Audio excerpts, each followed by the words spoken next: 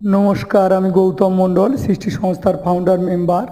সৃষ্টি সংস্থা 2007 সাল থেকে আজ পর্যন্ত 50,000 শিক্ষার্থীর কেরিয়ার গঠন করেছে। আধুনিক যুগোপযোগী এডুকেশনের জন্য ভারতবর্ষ যেহেতু কৃষি প্রধান দেশ, সেই জন্য এগ্রিকালচারেরও ডেভেলপমেন্ট আনার একটা আপ্রাণ চেষ্টা করছে সুন্দরবনের এই সৃষ্টি সংস্থা। আমরা ছোট জমিতে শিক্ষার্থীদের মধ্যে অধিক ফলন ফলানোর জন্য নানা রকম ট্রেনিং করাচ্ছি। এটা আপনারা একটা বেগুন গাছের চিত্র দেখতে পাচ্ছেন। এই সকল কাজে আমাদের কিছু কৃষি বিজ্ঞানী ভারতবর্ষের মধ্যে এবং ভারতবর্ষের বাইরে তারা সাহায্য করছে ছাত্রছাত্রীদের এই ধরনের ট্রেনিং দেওয়ার জন্য, এই কাজে সাহায্য করার জন্য ওনাদেরকে আন্তরিক কৃতজ্ঞতাও জানাচ্ছি।